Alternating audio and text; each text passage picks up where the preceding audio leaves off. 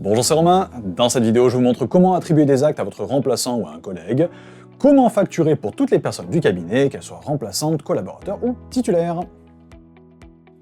Dans un premier temps, je vais attribuer les actes, j'ouvre le planning et je choisis mon remplaçant ou un autre membre du cabinet. Si c'est un remplaçant, il doit avoir sa carte CPS activée. Je sélectionne les dates sur lesquelles il doit intervenir et j'applique ensuite le planning. Voilà, plusieurs séances ont été attribuées à mon remplaçant pour la période sur laquelle il a travaillé. À présent, pour facturer depuis l'application mobile. Que mon remplaçant ait accès ou non aux données, je peux facturer pour lui, tout comme je peux facturer pour un autre membre du cabinet. Peu importe par où je passe pour effectuer la facturation, que ce soit depuis le détail du rendez-vous, l'onglet administratif pour facturer en masse ou par la lecture de la carte vitale, le principe est toujours le même. Je sélectionne mon remplaçant ou un collègue selon le cas et je valide la facture. À ce moment, ma carte CPS titulaire est toujours dans le lecteur.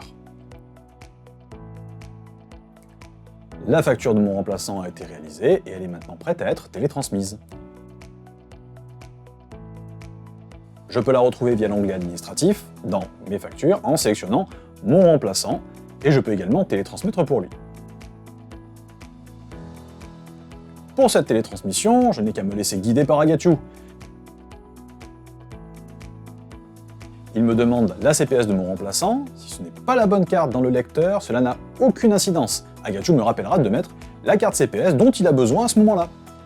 Une fois la carte voulue insérée, je valide. Ensuite, il me demande de remettre ma carte de titulaire pour finaliser la télétransmission. Et voilà, les factures de mon remplaçant ont été télétransmises. Je peux également facturer depuis l'onglet administratif dans mes ordonnances. Je choisis mon remplaçant ou un autre membre du cabinet, puis les ordonnances que je souhaite facturer.